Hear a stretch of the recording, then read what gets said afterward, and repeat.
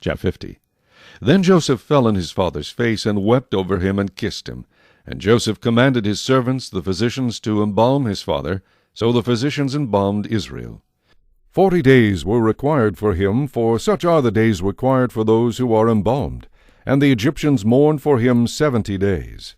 Now when the days of his mourning were past, Joseph spoke to the household of Pharaoh, saying, If now I have found favor in your eyes, please speak in the hearing of Pharaoh, saying, My father made me swear, saying, Behold, I am dying. In my grave, which I dug for myself in the land of Canaan, there you shall bury me. Now, therefore, please let me go up and bury my father, and I will come back. And Pharaoh said, Go up and bury your father, as he made you swear. So Joseph went up to bury his father, and with him went all the servants of Pharaoh, the elders of his house, and all the elders of the land of Egypt, as well as all the house of Joseph, his brothers, and his father's house. Only their little ones, their flocks, and their herds they left in the land of Goshen. And there went up with him both chariots and horsemen, and it was a very great gathering. Then they came to the threshing floor of Atad, which is beyond the Jordan, and they mourned there with a great and very solemn lamentation.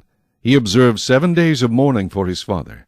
And when the inhabitants of the land, the Canaanites, saw the mourning at the threshing floor of Atad, they said, This is a deep mourning of the Egyptians.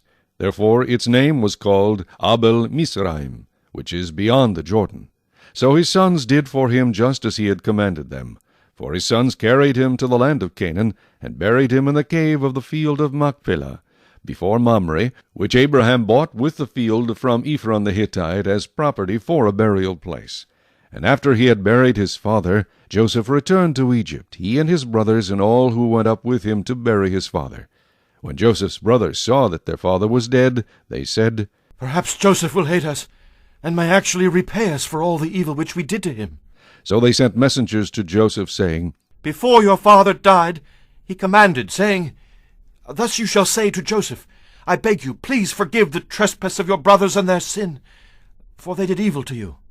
Now, please, forgive the trespass of the servants of the God of your father. And Joseph wept when they spoke to him.